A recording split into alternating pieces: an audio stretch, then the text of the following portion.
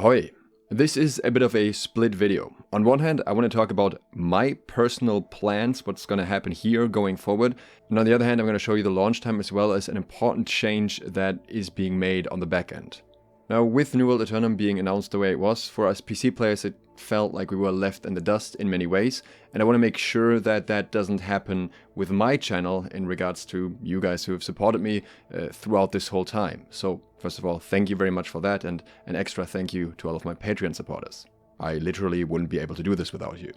But of course, with New World Aeternum heavily shifting their focus on, first of all, new players, but even for us on the new player experience through the standard servers, basically retiring the old servers to legacy, it would be a bit silly if I didn't make any new player content.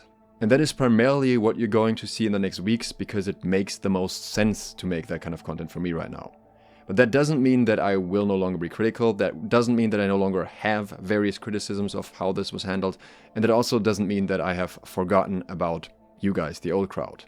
It just means I want to make sure I reach the new players, since some of my current content is relatively advanced. However, especially around release, there's going to be one significant change, and that is that I'll be streaming on Twitch TV/DukeSloth. And I'll be streaming a lot because I'm going to stream my whole level 1 to 65 experience and what comes afterwards, so I should be playing a lot and streaming a lot.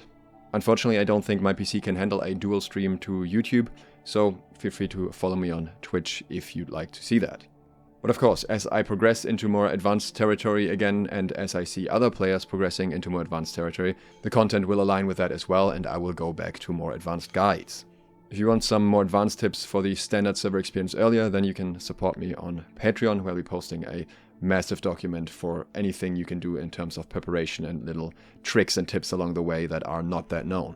But yeah, overall, I am still here. I haven't forgotten about the past. I'm not suddenly super optimistic about everything or anything. I am just focusing on the new player experience while it makes sense. I hope that's understandable. Before we get to the other changes, a quick mention that I am planning to make a separate channel for Deadlock content, so if you want to get notified of that in the future, make sure you have the bell turned on for all notifications. I will make a video about it when it happens, and I will mention it in a few New World videos, but I know New World, the algorithm, and YouTube in general can be very fickle. Now let's move over to the server info. We have two different times at which the launch will be happening. The first one is for the European and AP Southeast worlds, across all consoles or all platforms. This will be at 12 AM PT or 7 AM UTC, meaning it's earlier in the day for Europe, where it is towards the evening for AP Southeast. And that's on October 15th. Then the pre-order and deluxe edition bonuses will not be available until later in the day at 11 AM UTC.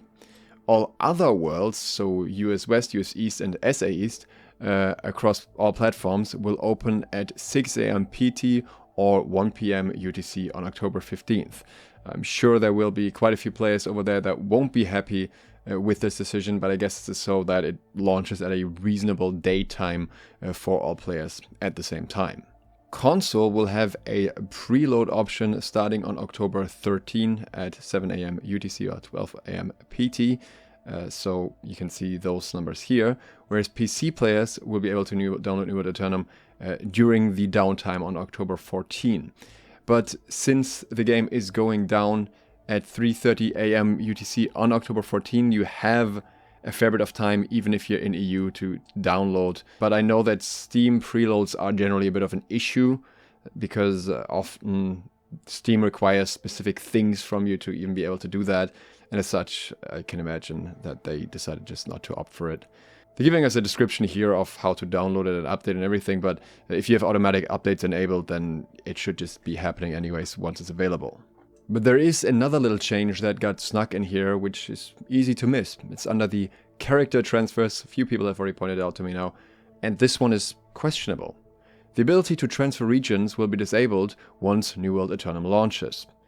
That is probably an effort to prevent cross-region trading, which was often linked to gold selling and other, well, less than savory methods of acquiring things that New World probably didn't intend, and therefore it makes sense. It also makes sense from the perspective of issues with the season pass if you went cross-region, because that would just completely reset. Achievements don't carry over to cross-regions, which is also extremely weird. So there's a lot of problems with this kind of transfer. I don't think, however, they should fully disable it, and I'm not sure if that's what they're saying here, or if this is just poorly worded. I am sure that having them turned off for a while is a solid idea, just after launch, because things could get messy there. But in the long run, there will eventually be people that move from one region to another, and it would be extremely frustrating for them if they cannot take their characters with them in any way, because obviously they might have very high ping if they move halfway across the world. I moved from Europe to Australia myself a few years back, and I know that I had to transfer characters in certain games back then, and it would have been extremely annoying if I was unable to do so. That's all for today. If you enjoyed this, consider subscribing and clicking the bell. And if you'd like to support me further and get the early trading tips, last chance here, and the early preparation tips for standard servers, then consider doing so on Patreon. Thanks to all of my patrons who already do that, and thank you for watching. SLOTH out.